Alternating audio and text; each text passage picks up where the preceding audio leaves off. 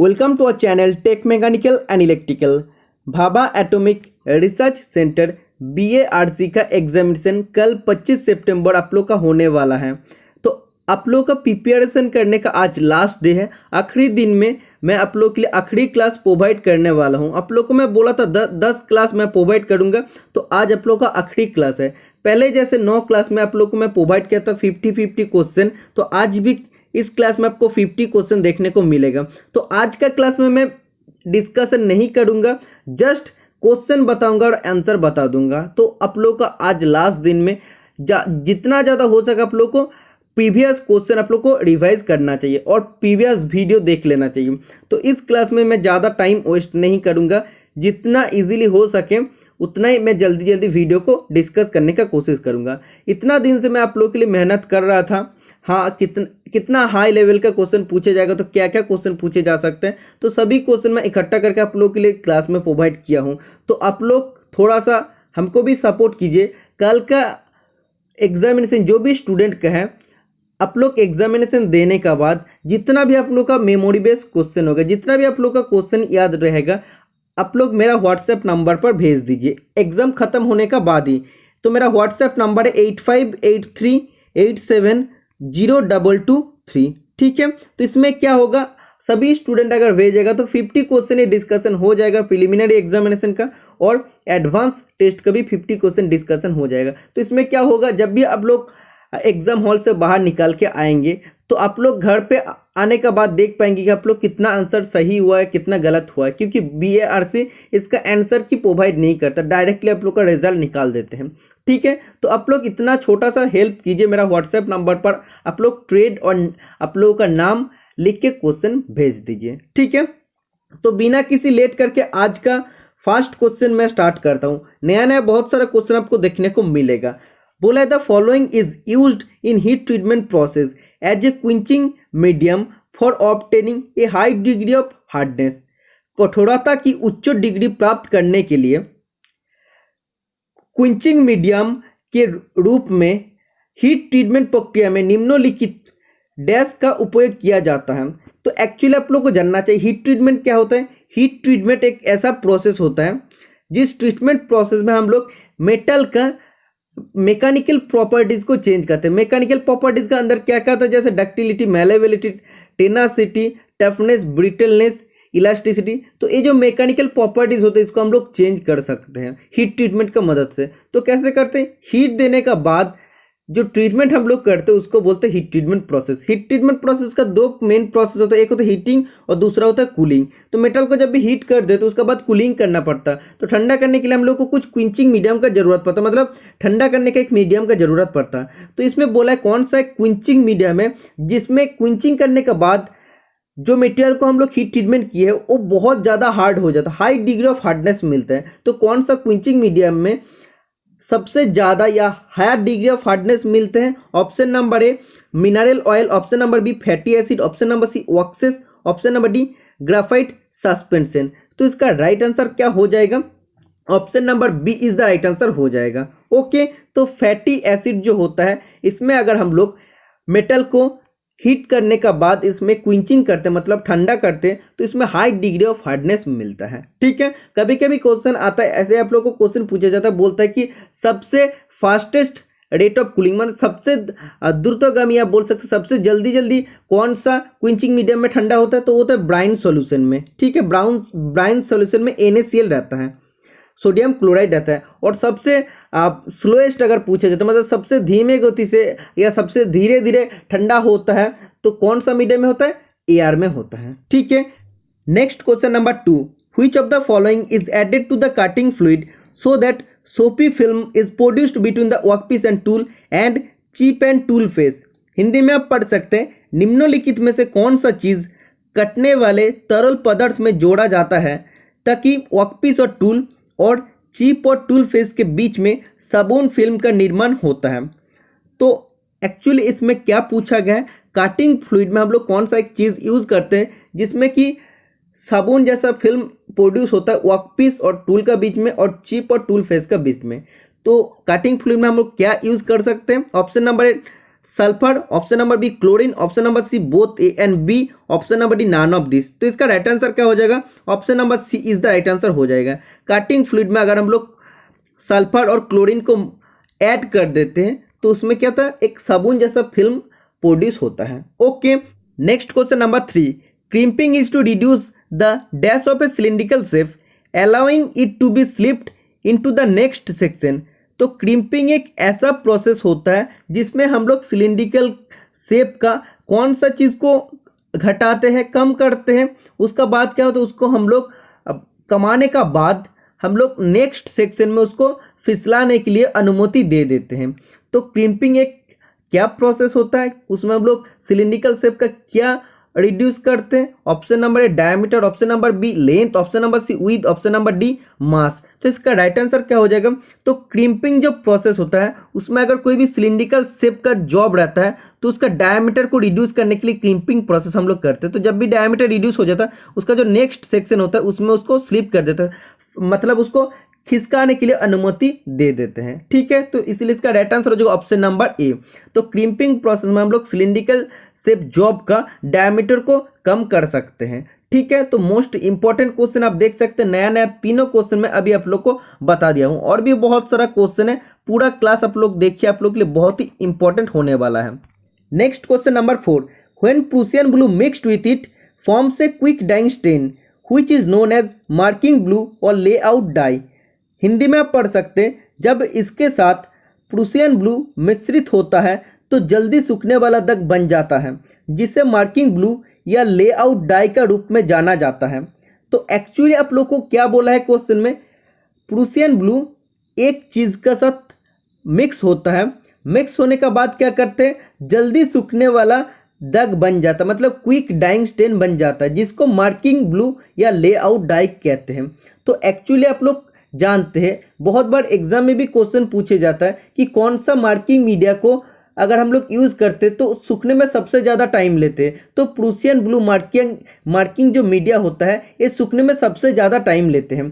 तो यही marking media का साथ अगर हम लोग एक चीज़ का मिक्स कर देते हैं तो क्या हो जाता है, वो जल्दी जल्दी सूख जाता है। ठीक है, तो कौन सा चीज़ होता है जिसको अगर हम लोग यूज़ करते हैं तो जल्दी जल्दी प्रूसियन ब्लू जो फाइलिंग किया हुआ या मैसिंग सरफेस के ऊपर हम लोग इस्तेमाल करते हैं वो जल्दी जल्दी सूख जाता है। तो क्या किसका साथ हम लोग मिक्स करते हैं? Option number A grease, option number B oil, option number C methylated spirit, option number D plastic. तो इसका राइट आंसर क्या हो जाएगा? Option number C is the right answer हो जाएगा। जेनरल फॉर्म में प्रूसियन ब्लू को सूखने में सबसे ज़्यादा टाइम लगता है, तो जब भी प्रूसियन ब्लू का साथ मिथाइलेटेड स्पिरिट हम लोग मिक्स कर देते हैं तो वही प्रूसियन ब्लू बहुत जल्दी जल्दी सूख जाता है, जिसको मार्किंग ब्लू या लेआउट डाई कहते हैं। समझ में आ गया? मोस्ट इंपॉर्टेंट क्वेश्चन है। Next question number 5, in oxy acetylene welding the flame temperature is. Oxy acetylene welding प्रक्रिया में फ्लेम टेम्परेचर कितना डिग्री सेंटीग्रेड होता है? ऑप्शन नंबर ए 1600 से 1700 degree centigrade, option number B 2000 से 2100 degree centigrade, option number C 2500 से 2600 degree centigrade, option number D 3200 से 3300 degree centigrade. तो इसका राइट आंसर हो जाएगा ऑप्शन नंबर डी 3200 से 3300 डिग्री सेंटीग्रेड। जो ऑक्सी एसिटिलीन गैस फ्लेम होता है तो इसको हम लोग कौन सा चीज़ को वेल्डिंग करने के लिए यूज़ करते हैं? ऑल फेरस और नॉन फेरस मेटल का वेल्डिंग करने के लिए हम लोग इस्तेमाल करते हैं, और या इसका एलॉय भी होता है उसके लिए भी हम लोग यूज़ करते हैं। तो ऑक्सी एसिटिलीन गैस फ्लेम का हम लोग कहाँ पे यूज़ करते हैं? Gas cutting, gouging, steel brazing, metal spraying, powder spraying, bronze welding में भी हम लोग यूज़ करते हैं। ओके, तो कभी कभी पूछे जाता है ऑक्सी हाइड्रोजन गैस फ्लेम के बारे में। ऑक्सी हाइड्रोजन गैस फ्लेम का जो फ्लेम टेम्परेचर होता है 2400 से 2700 डिग्री सेंटीग्रेड होता है। ओके, कभी कभी पूछे जाता है ऑक्सी जो एलपीजी होता है, ऑक्सी एलपीजी गैस फ्लेम का टेम्परेचर कितना होता है? ऑक्सी एलपीजी गैस फ्लेम का टेम्परेचर होता है 2700 से 2800 डिग्री सेंटीग्रेड। ओके, और कभी कभी ऑक्सी कोल गैस फ्लेम का टेम्परेचर पूछा जाता है। ऑक्सी कोल गैस फ्लेम का टेम्परेचर होता है 1800 से 2200 डिग्री सेंटीग्रेड। ठीक है, तो इन चारों फ्लेम टेम्परेचर आप लोग को याद रखना चाहिए क्योंकि क्वेश्चन इधर से आप लोग को पूछा जाता है। तो कभी कभी ये भी पूछा जाता है most commonly used gas flame क्या होता है? तो सबसे ज़्यादा यूज होने वाला गैस फ्लेम होता है ऑक्सी एसिटिलीन। ठीक है, next question number 6, in oxy acetylene welding colour of oxygen cylinder is, oxy acetylene welding प्रक्रिया में ऑक्सीजन सिलेंडर का रंग कैसा होता है? Option number A red, option number B maroon, option number C black, option number D brown. तो इसका right answer हो जाएगा ऑप्शन नंबर सी ब्लैक, क्योंकि आप लोग जानते हैं इस क्वेश्चन को मैं बहुत बार आप लोग के साथ डिस्कशन कर दूं, एसिटिलीन सिलेंडर का पूछता तब हो जाता मैरून कलर का। ओके, इसका कितना कैपेसिटी होता है, कितना प्रेशर होता है, ये भी बहुत सारा क्लास में मैं आप लोग के साथ पहले डिस्कशन कर दूं। नेक्स्ट क्वेश्चन, एक नया क्वेश्चन आप लोग को देखने को मिल रहा है। It determines the class of fit of tap. तो कौन सा limit class of fit of tap को डिटरमाइन करते, निर्धारित करते? Option number A H limit, option number B L limit, option number C F limit, option number D G limit.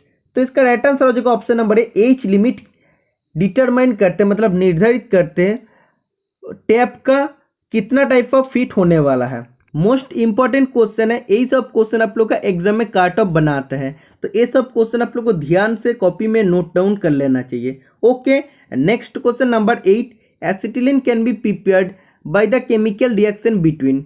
Acetylene किसका बीच रासायनिक प्रतिक्रिया द्वारा तैयार किया जा सकता है? तो एसिटिलीन गैस को बनाने के लिए कौन सा दो चीज़ का बीच में हम लोग केमिकल रिएक्शन करवाते हैं? Option number A water and calcium carbide, option number B water and calcium carbonate, option number C hydrogen and calcium carbide, option number D hydrogen and calcium carbonate. तो इसका राइट आंसर हो जाएगा option number A water and calcium carbide के बीच में हम लोग chemical reaction करते हैं। तो जब भी इन दोनों केमिकल रिएक्शन करते हैं उसका बाद क्या होता है? एसिटिलीन गैस होता है, उसका साथ स्लेक्ट लाइम होता है, SLAKED स्लेक्ट लाइम होता है। ठीक है, तो वाटर और कैल्शियम कार्बाइड जब भी रिएक्शन करते हैं उसके बाद एसिटिलीन गैस और क्या बचा हुआ रहता है? स्लेक्ट लाइम बचा हुआ रहता है। एसिटिलीन गैस का सिंबल क्या होता है? C2H2 होता है। इसमें क्या क्या रहता है? इसमें कार्बन रहता है और हाइड्रोजन रहता है। कार्बन रहता है 92.3% और हाइड्रोजन रहता है 7.7%। ओके, नेक्स्ट क्वेश्चन नंबर 9 आप देख सकते हैं। Which non ferrous metal tensile strength can be increased by hammering और रोलिंग? कौन सा एक नॉन फेरस मेटल होता है जिसका टेंसाइल स्ट्रेंथ को हम लोग हैमरिंग करके और रोलिंग करके बढ़ा सकते हैं? तो इसका राइट आंसर क्या हो जाएगा? Option number A lead, option number B copper, option number C tin, option number D zinc. तो इसका राइट आंसर हो जाएगा option number B copper. Copper का अगर टेंसाइल स्ट्रेंथ को बढ़ाना है इसके लिए हम लोग को हैमरिंग करना पड़ता है या रोलिंग करना पड़ता है। Okay, next question number 10, which pipe is used for interior work? आंतरिक कार्य के लिए किस पाइप का उपयोग किया जाता है? Option number A steel pipe, option number B wrought iron pipe, option number C lead pipe, option number D PVC pipe. तो इसका राइट आंसर क्या हो जाएगा? Option number B is the right answer हो जाएगा। इंटीरियर वर्क करने के लिए रॉट आयरन पाइप का हम लोग इस्तेमाल करते हैं। ठीक है, तो आज की क्लास का क्वेश्चन मैं ज़्यादा एक्सप्लेन नहीं कर पाऊंगा क्योंकि आप लोगों को टाइम ज़्यादा वेस्ट हो जाएगा और मेरा भी नाइट शिफ्ट में ड्यूटी है, तो मैं तो सोचा था वीडियो नहीं बनाऊंगा, फिर भी आप लोग का लास्ट डे है तो कंप्लीट कर देना चाहिए था 10 क्लास, इसीलिए मैं प्रेशर लेके भी आप लोग के लिए वीडियो बना रहा हूँ। आप लोग सपोर्ट करते ना, जैसे अभी आप लोग सपोर्ट कर रहे हैं। ठीक है, next question number 11, the material which is squeezed out between the faces of the dies is known as। जिस पदार्थ को डाई के चेहरा के बीच निछोड़ा जाता है उसे डैश रूप में जाना जाता है। तो ये एक्चुअली कास्टिंग चैप्टर का क्वेश्चन है। कास्टिंग चैप्टर का वीडियो अगर अभी तक आप लोग ने नहीं देखा है तो 3 वीडियोस मैंने प्रोवाइड किया था कास्टिंग, आप लोग के लिए वही 3 वीडियो एनफ है। जितना ITI स्टूडेंट के लिए आता है उसी टॉपिक को मैं बहुत ही अच्छा से क्लियर किया हूँ। जिसने भी क्लास देखा है उस सभी स्टूडेंट के लिए कोई भी डाउट और नहीं रहेगा। तो क्लास का लिंक मैं आज का वीडियो का डिस्क्रिप्शन बॉक्स में ऐड कर दूंगा, वो वाला वीडियो आप लोग देख लेना। ठीक है, तो casting is the most important chapter, क्योंकि इससे अगर क्वेश्चन आ जाता है इस टाइप का एग्जाम में, अगर एक क्वेश्चन पूछा जाता है तो उसमें कोई भी स्टूडेंट आंसर नहीं लगा पाते हैं। ठीक है, तो एक्चुअली इसमें बोला है जो डाई रहता है, डाई का फेस में अगर मटेरियल स्क्वीज आउट हो जाता है तो उसको क्या कहते हैं? Option number A misrun, option number B flash, option number C laps, option number D segregation. तो इसका राइट आंसर होता है फ्लैश। ठीक है, तो कभी कभी इस क्वेश्चन का ऑप्शन फ्लैश का जगह हॉट शॉट भी रहता है, हॉट शॉट SHORT। तो कभी कभी फ्लैश का जगह अगर हॉट शॉट ऑप्शन में रहता है तो अब हॉट शॉट राइट आंसर हो जाएगा, और अगर फ्लैश ऑप्शन में रहेगा तो फ्लैश तब राइट आंसर हो जाएगा। एक्चुअली इसका राइट आंसर होता है फ्लैश। ठीक है। नेक्स्ट क्वेश्चन नंबर 12 आप देख सकते हैं, ductility of cast iron is, कच्चे लोहा का डक्टिलिटी डैश है। Option number A poor, option number B mild, option number C high, option number D very high. तो इसका राइट आंसर हो जाएगा ऑप्शन नंबर ए पुअर, क्योंकि कास्ट आयरन का डक्टिलिटी बहुत ही कम होता है। कास्ट आयरन मतलब जनरली हम लोग ग्रे कास्ट आयरन का बात सोच लेते हैं। अगर मेलेवल कास्ट आयरन और नोड्यूलर कास्ट आयरन का बात करते हैं तो मेलेवल और नोड्यूलर कास्ट आयरन में डक्टिलिटी रहता है, ठीक है। लेकिन जो ग्रे कास्ट आयरन होता है, जो कॉमन पर्पस के लिए हम लोग यूज करते हैं, उसमें डक्टिलिटी बहुत ही कम होता है। Okay, next question number 13, ratio of stress to strain is, stress और स्ट्रेन का रेशियो को क्या कहलाता है। Option number A deformation of body, option number B modulus of elasticity, option number C elongation, option number D none of this. तो आप लोग को मैं बहुत पहले ही क्लियर कर दिया था, स्ट्रेस और स्ट्रेन का रेशियो को यंग्स मॉड्यूल कहते हैं, तो उसको आप लोग ऐसे भी बोल सकते हैं यंग्स मॉड्यूल्स ऑफ इलास्टिसिटी। तो modulus of elasticity is the right answer हो जाएगा। तो option number B is the right answer हो जाएगा। ओके, नेक्स्ट क्वेश्चन नंबर 14 आप देख सकते हैं, filing on machined surface is done to, machining किया हुआ सतह पर फाइलिंग की जाती है। तो मैशिनिंग हम लोग कर दिए है तो उसका तो सरफेस फिनिश अच्छा आता है, फिर भी हम लोग फाइलिंग क्यों करते हैं। Option number A remove burrs, option number B finish feed mark, जो फीड मार्क होता है उसको हटाने के लिए, option number C to make the sharp corner perfectly square, जो शार्प कॉर्नर बनते हैं मैशिनिंग करने के बाद उसको टोटली स्क्वायर बनाने के लिए, option number D all of this. तो option number D is the right answer हो जाएगा। जब भी हम लोग मैशिनिंग करते हैं उसमें बार्स रहता है, बार्स को हटाते हैं, जो फीड मार्क होता है उसको हटाने के लिए, और जो शार्प कॉर्नर होता है उसको हटा के हम लोग क्या करते हैं, टोटली परफेक्टली स्क्वायर बनाने के लिए हम लोग फाइलिंग करते हैं मैशिनिंग करने का बाद भी। Okay, next question number 15, an operation performed for enlarging an existing hole up to a only limited length from its one end is called।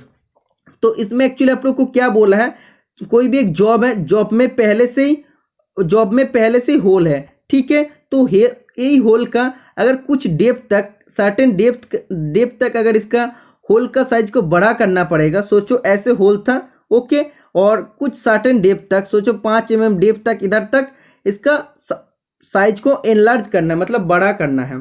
तो जो ऑपरेशन हम लोग करते हैं इस ऑपरेशन को क्या कहते हैं, बोरिंग या ड्रिलिंग या काउंटर बोरिंग या काउंटर सिंकिंग। तो इसका राइट आंसर क्या हो जाएगा, option number C is the right answer हो जाएगा, काउंटर बोरिंग। तो काउंटर बोरिंग में हम लोग क्या करते हैं, जो पहले से ड्रिल्ड होल होता है उसका जो फ्रंट पोर्शन होता है, उसका फ्रंट पोर्शन का कुछ डेप्थ तक हम लोग उसको बढ़ा कर देते हैं, एनलार्ज कर देते हैं। ओके, अगर बोरिंग का बात करें तो बोरिंग में टोटल जो होल होता है, टोटल होल का साइज बड़ा करते हैं। ओके, और काउंटर सिंकिंग में क्या होता है, जॉब में पहले से होल रहता है उसका फ्रंट पोर्शन को कॉनिकल बनाते हैं, या आप बोल सकते हैं बीवेल्ड सरफेस बनाते हैं। समझ में आ गया ना। तो काउंटर बोरिंग ऑपरेशन हम लोग क्यों करते हैं, कैप स्क्रू या एकोमोडेटिंग सॉकेट स्क्रू और कैप स्क्रू को सहायता देने के लिए या स्थान देने के लिए हम लोग इस काउंटर बोरिंग ऑपरेशन परफॉर्म करते हैं। ओके, नेक्स्ट क्वेश्चन नंबर 16 आप देख सकते हैं, name the fix type of foundation bolt that is usually forged and filled up with lead and cement.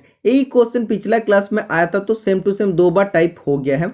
बोला है कौन सा एक फाउंडेशन बोल्ट है जिसको फोर्जिंग करके बनाते हैं और उसको हम लोग लीड और सीमेंट से भर देते हैं। तो फाउंडेशन बोल्ट आप लोग जानते हैं मशीन को जनरली फाउंड करने के लिए, मतलब उसको फ्लोर के साथ टोटली उसको फाउंडेशन कर देना, मतलब एक्चुअली फास्टनिंग करने के लिए हम लोग फाउंडेशन बोर्ड का इस्तेमाल करते हैं। तो एक्चुअली तो हम लोग उसको फोर्जिंग करके बनाते हैं, इसलिए उसका सरफेस भी ऐसे होता है, इतना रफ होता है। उसका बाद हम लोग लीड और सीमेंट से भर देते हैं। तो ये होता है rag bolt. Option number B is the right answer हो जाएगा। कभी कभी क्वेश्चन आता है कौन सा फाउंडेशन बोल्ट का इस्तेमाल करके हम लोग मशीन को एक जगह से दूसरा जगह में लिफ्ट कर सकते हैं, तब राइट आंसर हो जाएगा आई बोल्ट। ठीक है, next question number 17, which type of crowbar is easier to handle and the point will fit into a narrow gap। Hindi में आप पढ़ सकते हैं किस प्रकार के क्रोबर को हम लोग इजीली हैंडलिंग कर सकते हैं और इसका पॉइंट नैरो गैप मतलब जो संकीर्ण अंतराल होता है उसमें भी फिट हो जाता है। तो कौन सा क्रोबार को हम लोग इजीली हैंडलिंग कर सकते हो और उसका पॉइंट कोई भी नैरो जो छोटा छोटा गैप होता है उसमें भी हम लोग उसको फिट कर सकते हैं। तो इसका राइट आंसर क्या हो जाएगा? Option number A short crowbar, option number B long crowbar, option number C single ended crowbar, option number D double ended crowbar. तो इसका राइट आंसर हो जाएगा short crowbar. Option number A is the right answer हो जाएगा। तो to type का crowbar होता है, एक्चुअली शॉर्ट क्रोबार होता है और लॉन्ग क्रोबार होता है। ओके, तो जो शॉर्ट क्रोबार होता है वो क्या होता है, उसको हम लोग इजीली हैंडलिंग कर सकते हैं और कोई भी छोटा छोटा जो गैप होता है उसमें भी हम लोग उसको फिट कर सकते हैं। लेकिन इसको हैंडलिंग करने के लिए हम लोग को फोर्स ज़्यादा लगता है, ठीक है, क्योंकि इसका लिवरेज इफेक्ट कम होता है। अगर ऐसा आप लोग को क्वेश्चन पूछा जाता है कौन सा क्रोबार ग्रेटर लिवरेज इफेक्ट देता है, तो ग्रेटर लिवरेज इफेक्ट देता है लॉन्ग क्रोबार, ठीक है। तो यही क्रोबार को हम लोग टू टाइप में डिवाइड करते हैं एंड का हिसाब से। एक होता है सिंगल एंडेड और एक होता है double ended crowbar. Single ended में क्या होता है, एक एंड कर्व होता है, ठीक है, तो एक एंड कर्व होता है और एक एंड क्या होता है, नॉर्मली राउंडेड होता है। तो उसको हम लोग क्या करते हैं, वो हम लोग सेफ पर्पस के लिए यूज करते हैं, मतलब वो उसका मदद से जब भी कोई भी ऑपरेशन करते हैं तो हम लोग के लिए सेफ होता है। लेकिन जब भी डबल एंडेड क्रोबार होता है उसका एक पॉइंट शार्प होता है और एक पॉइंट कर्व होता है। तो एक पॉइंट जो शार्प टाइप का होता है या स्ट्रेट टाइप का होता है वो कोई भी जॉब को पुशिंग करने के लिए यूज होता है, मतलब जॉब को धकेलने के लिए या ठेलने के लिए यूज होता है। और एक जो एंड होता है वो कर्व होता है, वो कर्व एंड कोई भी अगर जॉब है, जॉब को लिफ्टिंग करने के लिए मतलब उठाने पर्पस के लिए यूज होता है। ओके, और जो सिंगल एंडेड क्रोबार होता है उसको हम लोग एक ही पर्पस के लिए यूज करते हैं, क्योंकि उसका एक ही एंड में क्या रहता है, कर्व एंड रहता है। तो कर्व एंड का मदद से हम लोग जॉब को उठा सकते हैं। लेकिन डबल एंडेड जो क्रोबार है उसका मदद से हम लोग जॉब को पुशिंग भी कर सकते हैं, मतलब ठेल भी सकते हैं, वो जो स्ट्रेट एंड होता है स्ट्रेट एंड का मदद से। ओके, तो option number A is the right answer हो जाएगा इस क्वेश्चन का हिसाब से। Next question number 18, which is used to provide a decorative and corrosion resistance coating on aluminum and its alloy। Aluminium और इसका मिश्र धातु पर डिकोरेटिव और कोरोशन रेजिस्टेंस कोटिंग बनाने के लिए हम लोग कौन सा मेथड फॉलो करते हैं? Option number A anodizing, option number B tinning, option number C cladding, option number D galvanizing. तो इसका राइट आंसर हो जाएगा ऑप्शन नंबर ए एनोडाइजिंग, ठीक है। तो एल्यूमिनियम और इसका अगर मिश्र धातु है उसका सरफेस को कोटिंग कर देते, क्यों करते हैं? डिकोरेटिव और कोरोशन रेजिस्टेंस सरफेस बनाने के लिए। तो कौन सा आप बोल सकते हैं कौन सा प्रोसेस में हम लोग करते हैं? तो ये प्रोसेस होता है एनोडाइजिंग प्रोसेस, ठीक है। Next question number 19, what is the function of dog clutch? Dog clutch का क्या कार्य होता है? Option number A it can be engage progressively where one और both the elements are rotating. तो डॉग क्लच में क्या बोला है, जब दोनों एलिमेंट रोटेटिंग होता है तब उन दोनों को हम लोग एंगेज कर सकते हैं। Option number B it can only be engage when two elements of the clutch are stationary. तो एक ऐसा क्लच होता है जब इसका दोनों एलिमेंट स्टेशनरी कंडीशन मतलब स्थिर अवस्था में रहता है तब उसको हम लोग एंगेज कर सकते हैं। Option number see when the speed is reduced the clutch opens by itself. जब स्पीड कम हो जाता है तो क्लच ऑटोमेटिकली ओपन हो जाता है। Option number D contact force is produced by spring post. तो स्प्रिंग पोस्ट का मदद से कॉन्टैक्ट फोर्स प्रोड्यूस होता है। तो इस क्वेश्चन का राइट आंसर क्या हो जाएगा? इस क्वेश्चन का राइट आंसर हो जाएगा option number B it can only be engage when two elements of the clutch are stationary. जब क्लच का दोनों पार्ट स्टेशनरी रहता है, जब स्थिर रहता है तब उसको हम लोग एंगेज कर सकते हैं डॉग क्लच के लिए। ओके, तो डॉग क्लच होता है एक positive drive clutch. Next question number 20, which grade of file is used for removing rapidly a larger quantity of metal? अगर बहुत जल्दी ज़्यादा से ज़्यादा क्वांटिटी ऑफ मेटल को हटाना है वर्कपीस से तो कौन सा ग्रेड ऑफ फाइल का हम लोग इस्तेमाल करते हैं? Option number A dead smooth file, option number B smooth file, option number C second cut file, option number D rough file. तो इसका राइट आंसर हो जाएगा option number D rough file, ठीक है, क्योंकि ग्रेड का हिसाब से फाइल को हम लोग 5 भागों में बांटते हैं। एक होता है रफ, उसका बाद होता है बस्टर्ड फाइल, उसका बाद होता है सेकेंड कट, उसका बाद होता है स्मूथ, उसका बाद होता है डेड स्मूथ। तो रफ फाइल में अगर हम लोग यूज करते हैं तो बहुत ही कम टाइम में लार्ज अमाउंट ऑफ मटेरियल को हम लोग हटा सकते हैं वर्कपीस से। Okay, next question number 21, slight convexity is given in the cutting edge of the flat chisel is to. Flat chisel में जो कटिंग एज होता है, जो कटिंग एज इसका हार्डेन और टेम्पर्ड होता है, तो इस कटिंग एज में थोड़ा सा कन्वेक्सिटी रहता है, इस टाइप का कन्वेक्स जैसा होता है, उत्तल जैसा होता है। क्यों होता है? तो option number 1 cut keyway on shaft, shaft में क्यूए कटने के लिए। Option number B prevent digging of the ends, जो एंड होता है एंड को डिगिंग होने से रोकता है। Option number B cut curve surface, curve surface बनाने के लिए हम लोग कॉन्वेक्सिटी करते हैं। Option number D curve cut sharp corner, sharp corner को कटने के लिए यूज होता है। तो एक्चुअली क्या, तो कोई भी एक वर्क पीस है, सोचो ऐसे वर्क पीस का ऊपर अगर फ्लैट चीजल का हम लोग इस्तेमाल करते हैं, ठीक है, इसका कॉर्नर क्या होता है, शार्प शार्प होता है। तो जब भी हम लोग चिजलिंग करते हैं तो हैमर का मदद से जब भी हम लोग अब इसमें मारते हैं, चिजल के ऊपर देते हैं, तो क्या होता है, इसका जो कटिंग एज होता है तो शार्प होता है। तो शार्प पोर्शन क्या होता है, ये थोड़ा सा हार्डनेस इसका कम होता है। जब भी ये मटेरियल को टोटली डायरेक्टली हीट करता है तो हीट करने के बाद क्या होता है, एक कॉर्नर पोर्शन से ये क्या होता है, मेटल हट जाता है, तो छेनी में क्या होता है, प्रॉब्लम आ जाता है। तो डायरेक्टली चोट किस में आता है, उसका जो कॉर्नर होता है, कॉर्नर में उसका डायरेक्टली चोट आता है चिजेल का। इसलिए हम लोग क्या करते हैं, जो कॉर्नर होता है उसको थोड़ा सा मोड़ देते हैं, मोड़ के क्या कर देते हैं, उत्तल से बना देते हैं, मतलब कन्वेक्स बना देते हैं। तो इसमें क्या होता है, इसका जो चिजेल जो होता है, चिजेल का जो दोनों एंड होता है डायरेक्टली उसमें डिगिंग नहीं करता। ओके, तो इसीलिए बोला है जो एंड होता है एंड को डिगिंग होने से बचाने के लिए हम लोग स्लाइड कॉन्वेक्सिटी देते हैं। Okay, next question number 22, the purpose of tempering of a hardened steel component is.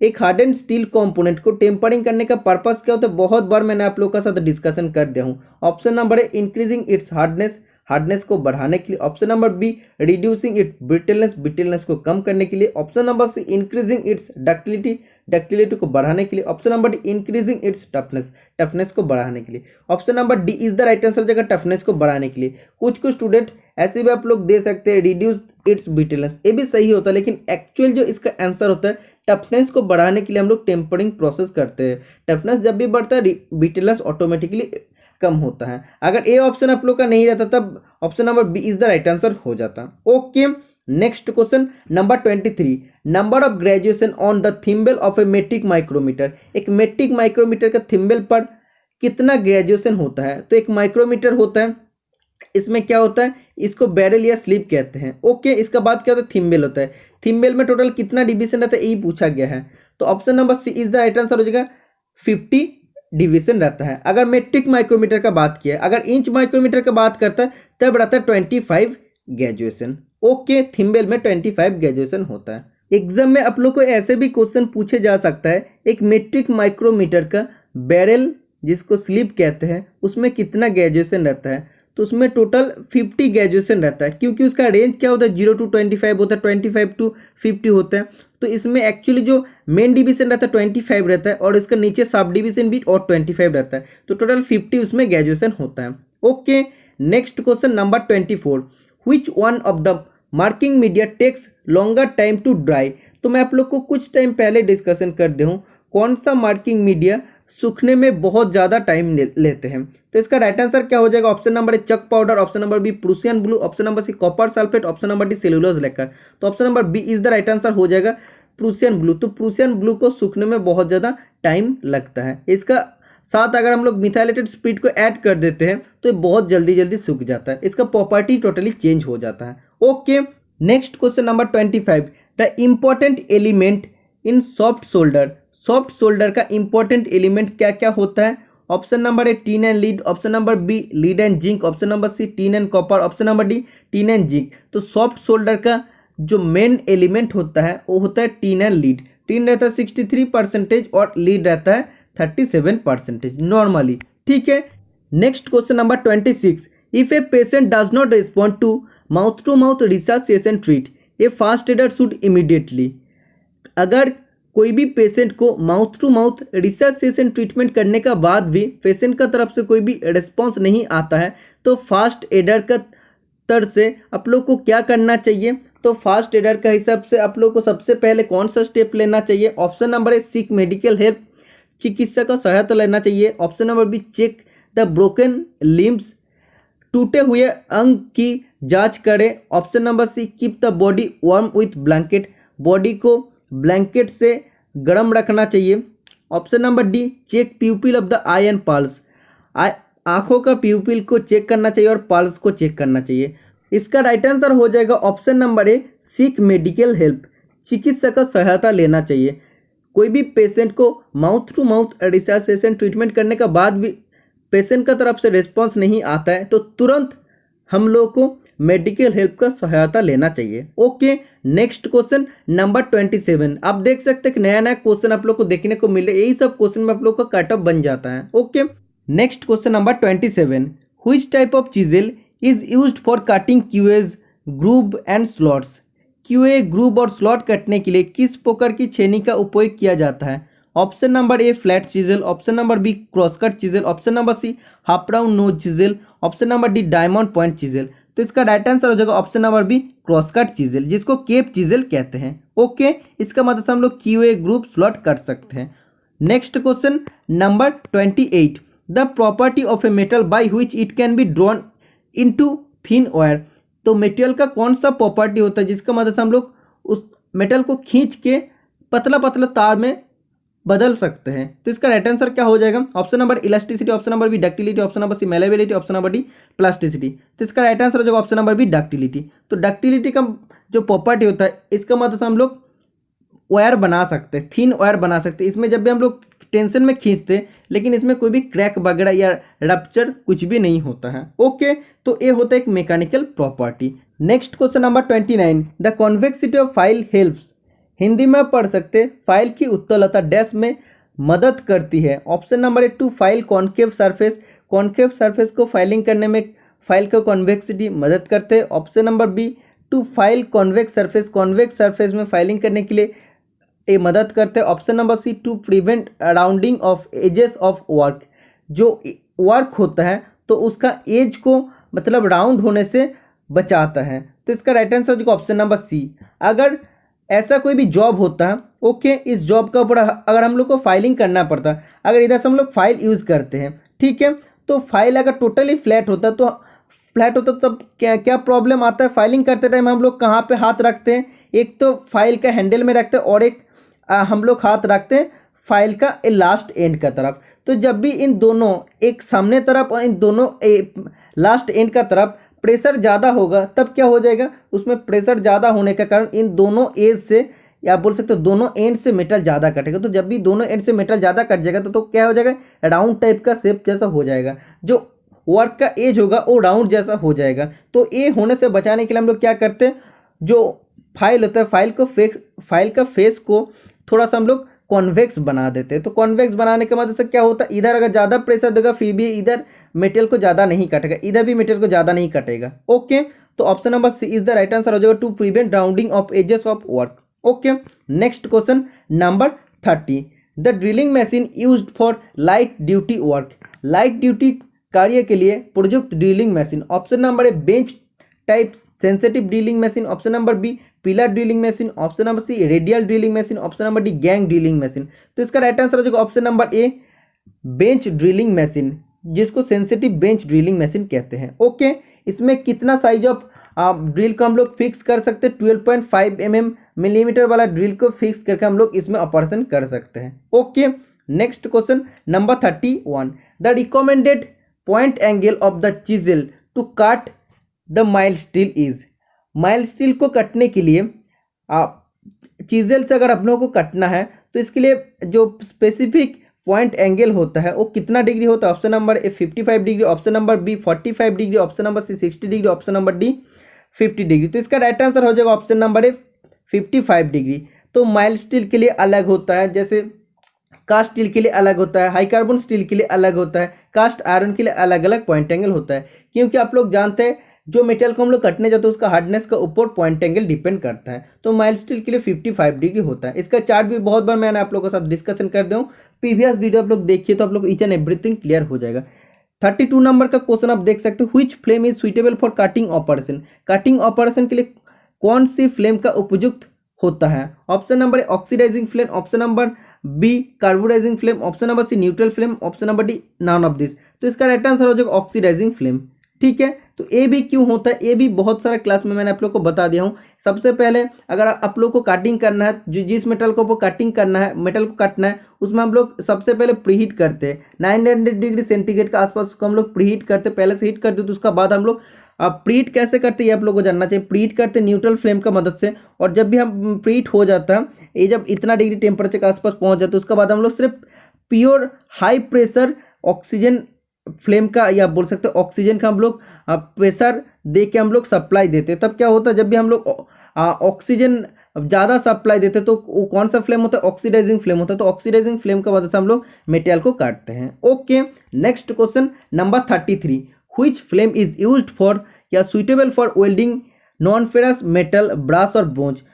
Brass और ब्रोंज का वेल्डिंग करने के लिए कौन सा फ्लेम सबसे ज़्यादा उपयुक्त होता है। Option number A oxidizing flame, option number B carburizing flame, option number C neutral flame, option number D none of this. तो इसका राइट आंसर हो जाएगा option number A oxidizing flame. तो ऑक्सीडाइजिंग फ्लेम का मतलब से ब्रास और bronze में हम लोग जो दोनों नॉन फेरस मेटल होते हैं इसमें हम लोग वेल्डिंग कर सकते हैं। ओके, और न्यूट्रल फ्लेम सबसे ज़्यादा यूज होता है, जो भी फेरस और नॉन फेरस मेटल होता है उसमें हम लोग वेल्डिंग कर सकते हैं न्यूट्रल फ्लेम का मदद से। ओके, और कार्बोडाइजिंग फ्लेम हम लोग कहाँ पे यूज़ करते हैं, जैसे जहाँ पे हार्ड फेसिंग या स्टीलेटिंग या लीड वेल्डिंग करना पड़ता है उधर हम लोग कार्बोडाइजिंग फ्लेम का इस्तेमाल करते हैं। ओके, इसमें एसिटिलीन गैस ज़्यादा रहता है।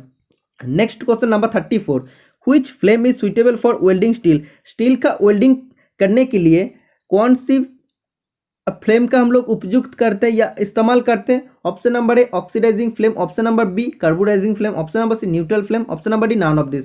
तो मैक्सिमम जो भी ऑपरेशन हम लोग करते हैं वेल्डिंग करते हैं तो वो न्यूट्रल फ्लेम का मदद से होता है। सिर्फ ब्रास और ब्रोंज को छोड़ के बाकी जो भी ऑपरेशन हम लोग करते हैं वेल्डिंग जो भी करते हैं वो न्यूट्रल फ्लेम से हो जाता है। ओके, तो स्टील का भी वेल्डिंग हम लोग करते हैं न्यूट्रल फ्लेम का मदद से। Next question number 36, which of the following letter represent a grinding wheel of medium grade. तो ग्रेड का हिसाब से ग्राइंडिंग व्हील को टोटल 3 ग्रेड में डिवाइड करते हैं, सॉफ्ट, मीडियम और हार्ड में। तो इसमें बोला है जो मीडियम ग्रेड का अंदर कौन सा लेटर आता है, डी या क्यू या जेड या एन। तो option number D is the right answer हो जाएगा। तो एन आता है मीडियम ग्रेड का अंदर। ठीक है, तो A2 एफ होता है सॉफ्ट, G2 वी होता है मीडियम और W2 जेड होता है हार्ड। ठीक है, next question number 37, surface grinding machine is capable to grind. Surface grinding machine की मदद से हम लोग कौन सा सरफेस को ग्राइंडिंग करने के लिए सक्षम होते हैं। Option number A flat surface, option number B irregular surface, option number C curve surface, option number D all of this. तो इसका राइट आंसर हो जाएगा फ्लैट सरफेस। तो सरफेस ग्राइंडिंग मशीन का मदद से हम लोग फ्लैट सरफेस को ग्राइंड करने का सक्षम होते हैं। Okay, next question number 38, the letter S denotes which of the following type of wheel. तो ग्राइंडिंग व्हील में एक एक लेटर होता है और एक एक बॉन्ड को डिनोट करता है। तो एस कौन सा बॉन्ड को डिनोट कर रहा है। Option number A silicate bond, option number B shellac bond, option number C rubber bond, option number D resinoid bond. तो इसका राइट आंसर क्या हो जाएगा, option number A is the right answer हो जाएगा सिलिकेट बॉन्ड।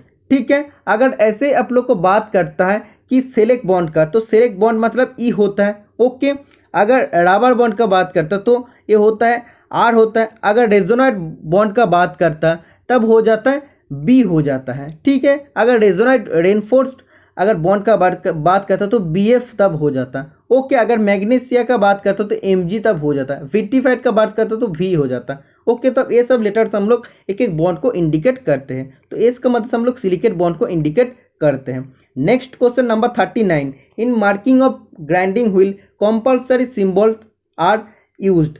तो grinding wheel का marking करने के लिए कितना कंपल्सरी सिंबल हम लोग यूज़ करते हैं। तो इसमें 7 कंपल्सरी सिंबल हम लोग यूज़ करते हैं। तो क्या क्या होते हैं आप लोग को सबसे पहले जान लेना चाहिए। सबसे पहले होता है मैन्युफैक्चर सिंबल फॉर एब्रेसिव, उसका बाद होता है टाइप ऑफ एब्रेसिव, उसका बाद होता है ग्रेन साइज, उसका बाद होता है ग्रेड, उसका बाद होता है स्ट्रक्चर, उसका बाद होता है टाइप ऑफ बॉन्ड, उसका बाद होता है मैन्युफैक्चर ओन मार्क। ठीक है, तो 7 टोटल चीज़ हम लोग यूज़ करते हैं या 7 टोटल सिंबल हम लोग यूज़ करते हैं एक ग्राइंडिंग व्हील को मार्किंग करने के लिए। Next question number 40, the following is machined in dry air. मतलब कौन सा मेटल को मैशिनिंग करने के लिए ड्राई एयर का हम लोग इस्तेमाल करते हैं। Option number A aluminium, option number B cast iron, option number C titanium, option number D all of this. तो इसका राइट आंसर हो जाएगा option number B cast iron. Cast iron और ब्रास का मैशिनिंग करने के लिए ड्राई एयर का इस्तेमाल करते हैं। एल्यूमिनियम और कॉपर का मैशिनिंग करने के लिए हम लोग केरोसिन ऑयल का इस्तेमाल करते हैं। Okay, next question number 41, in A bilateral system of tolerance the tolerance is allowed on. जो बायलैटरल सिस्टम ऑफ टॉलरेंस होता है, इसमें टॉलरेंस हम लोग कैसे अनुमति देते हैं, जो नॉमिनल साइज होता है उसको दोनों साइड में हम लोग इसको अनुमति देते हैं। ठीक है, अगर यूनिलैटरल टॉलरेंस का बात करते हैं तो नॉमिनल साइज का एक ही साइड में हम लोग उसको अनुमति देते हैं। तो option number D is the right answer हो जाएगा, both side of the nominal size, nominal या बेसिक साइज का दोनों साइड में हम लोग उसको अनुमति देते हैं। Okay, next question number 42, the cutting speed of A drill depends upon the, एक ड्रिल के कटने का गति डैश पर निर्भर करती है। Option number material of drill, drill का मटेरियल का ऊपर, मतलब ड्रिल किस मटेरियल से बना हुआ है। Option number B type of material to be drill, कौन सा मटेरियल को हम लोग ड्रिलिंग करने जा रहे हैं उसका ऊपर। Option number C quality of surface finish desired, किस टाइप का सरफेस फिनिश आप लोग चाहते हैं उसका ऊपर। Option number D all of this. तो कटिंग स्पीड ड्रिल का डिपेंड करते हैं इन तीनों चीज़ के ऊपर, कौन सा मटेरियल से ड्रिल बनता है, कौन सा मटेरियल से जॉब बनता है, और सरफेस फिनिश कैसा चाहिए उसके ऊपर डिपेंड करता है कटिंग स्पीड। क्योंकि आप लोग जानते हैं हाई कटिंग स्पीड में ऑलवेज सरफेस फिनिश अच्छा आता है, अगर लो कटिंग स्पीड हो तो उसमें सरफेस फिनिश, उसमें अगर जितना भी कम तुम फीड दो ना तो उसमें जो सरफेस फिनिश आएगा उतना अच्छा नहीं आएगा। Okay, next question number 43, while over Titan the bench wise which part will get damage. बोला है बेंच वाइज को जब भी हम लोग ओवर टाइट मतलब ज़्यादा टाइट कर देते तो बेंच वाइज का कौन सा हिस्सा खराब हो जाएगा। Option number A handle, option number B spindle, option number C squat nut, option number D fix jaw. तो इसका राइट आंसर हो जाएगा स्पिंडल, क्योंकि स्पिंडल कौन सा मटेरियल से बनता है, स्पिंडल बनता है मृदु इस्पात मतलब माइल्ड स्टील से बनता है। तो इसमें कार्बन परसेंटेज ऐसे भी कम रहता है, इसलिए ज़्यादा अगर आप लोग टाइट करते हैं तो ये टूट जाता है। तो spindle is the right answer हो जाएगा। Okay, next question number 44, what is the specific gravity of tungsten. Tungsten का स्पेसिफिक गुरुत्व कितना होता है। तो इन चारों जो ऑप्शन दिया गया है तो इनमें से राइट आंसर क्या हो जाएगा। Option number C is the right answer हो जाएगा, 19.25 इज द राइट आंसर हो जाएगा। ओके, नेक्स्ट क्वेश्चन नंबर 45 आप देख सकते हैं, which of the following is not a plumbing tool.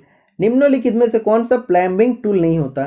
तो प्लम्बिंग टूल होता है पाइप वाइस होता है, पाइप रेंज होता है, पाइप डाई होता है, लेकिन एल्बो नहीं होता है। Option number A is the right answer हो जाएगा। Okay, next question number 46, the part of drill which is gripped in the holding device is known as. Drill का वो भाग जिसे होल्डिंग डिवाइस में पकड़ा जाता है उसको डैश रूप में जाना जाता है। तो इसका राइट आंसर क्या हो जाएगा, फ्लूट, पॉइंट, सैंक या लैंड।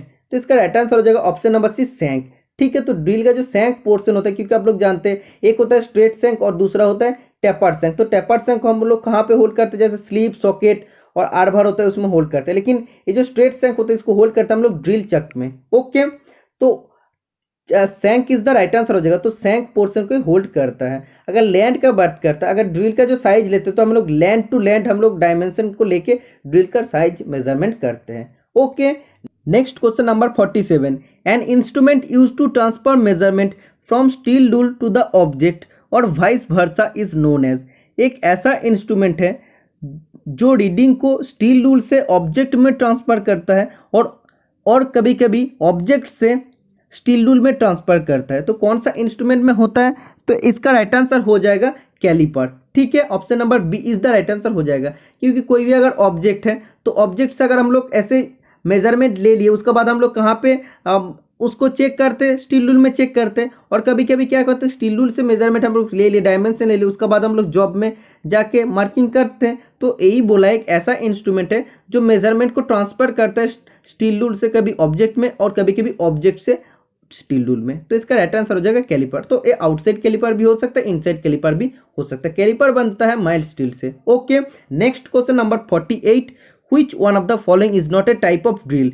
निम्नलिखित में से कौन सा एक प्रकार का ड्रिल नहीं होता है। तो आज का क्लास मैं बोला था थोड़ा फास्ट होगा, तो फास्ट करने का मैं कोशिश कर रहा हूँ क्योंकि इसका बाद मेरे को ऑफिस जाना पड़ेगा। ओके, बोला है option number A periphery drill, option number B centre drill, option number C flat drill, option number D twist drill. तो इसका राइट आंसर हो जाएगा पेरिफेरी डील। तो ड्रिल का जो टाइप होता है उसके अंदर पेरिफेरी डील नहीं आता है। Okay, next question number 49, honing is a. Honing एक किस टाइप का प्रोसेस होता है, बोरिंग ऑपरेशन या फेसिंग या वेल्डिंग या फिनिशिंग ऑपरेशन होता है।